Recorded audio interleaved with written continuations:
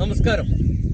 ഞാനിപ്പോഴുള്ളത് ഗോപാൽസ്വാമി ബെട്ട, കർണാടകത്തിൽ പറഞ്ഞ ഗോപാൽസ്വാമി ബെട്ട, നമ്മുടെ മലയാളീകരിച്ച് പറഞ്ഞാൽ ഗോപാൽസ്വാമി മല. ഇതിൻ്റെ പുറകെ കാണുന്നതാണ് ഗോപാൽസ്വാമി മല.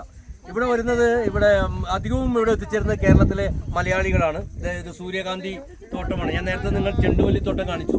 ഇപ്പോൾ ഇതൊക്കെ കാണുന്നത് വയനാട് പ്രദേശത്തുള്ള ആൾക്കാരാണ്. ഇവിടെ ഈ സൂര്യകാന്തി തോട്ടം കാണാനായിട്ട് ഇറങ്ങിയതാണ്.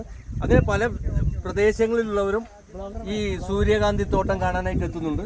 സൂര്യകാന്തി തോട്ടം കാണാനായിട്ട് വന്ന നമ്മുടെ പ്രിയപ്പെട്ട നമ്മുടെ ഒരു സുഹൃത്ത്, വയനാട് ഒരു ഡ്രൈവറാണ്.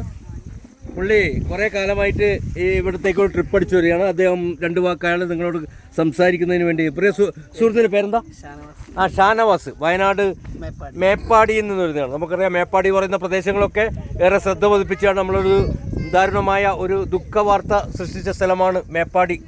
നമ്മുടെ കഴിഞ്ഞ വർഷം പ്രളയം ഉണ്ടായ സ്ഥലത്താണ്. അപ്പോൾ ഷാനവാസ് രണ്ട് വാക്ക് നിങ്ങൾ സംസാരിക്കും.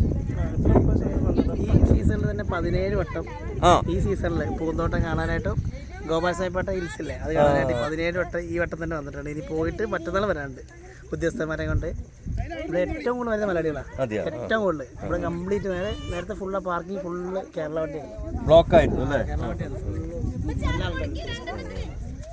അത് ഈ ഷാനവാസ് ഇത് 17ാമത്തെ തവണയാണ് ഇങ്ങനെ ഈ സീസണിൽ ഈ മഴ കഴിഞ്ഞതിന് ശേഷം ജൂലൈ മുതൽ ഇങ്ങോട്ട് വന്ന് ആഗസ്റ്റ് വരെ വന്നത് 17ാമത്തെ ട്രിപ്പാണ് ഇത് ഗോപാൽസ്വാമി മലയിലേക്ക് വരും. പിന്നെ ഇതിപ്പോൾ നമ്മൾ ഇത് ശരിക്കും പറഞ്ഞത് ഒരു കൃഷിയാണ്. ഈ സൺഫ്ലവറിന് വേണ്ടിയിട്ട് ഉണ്ടാക്കുന്ന കൃഷിയാണ്. ഇപ്പോൾ ഇവരിത് നമ്മളുടെ എൻട്രി പാസ് വാങ്ങിക്കുന്നുണ്ട്. അത് 20 രൂപ പെർ ഹെഡ് വെച്ചിട്ട് എൻട്രി പാസ് വാങ്ങിക്കുന്നുണ്ട്. അവർക്ക് അതിൻ്റെ ഒരു വിഹിതമായി കിട്ടുന്നു. വരുന്നവരൊക്കെ അത് കൊടുത്തിട്ടാണ് ഈ തോട്ടത്തിലേക്ക് കയറി വരുന്നത്.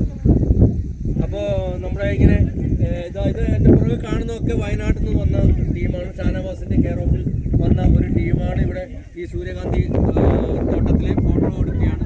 എങ്കിലും ഇതൊക്കെ വീക്ഷിച്ച് വളരെയധികം ഷെയർ ചെയ്യുക, ലൈക്ക് ചെയ്യുക. എല്ലാവർക്കും ഒരു നല്ല ദിവസം ആശംസിച്ചുകൊണ്ട് നിർത്തുന്നു. നന്ദി, നമസ്കാരം.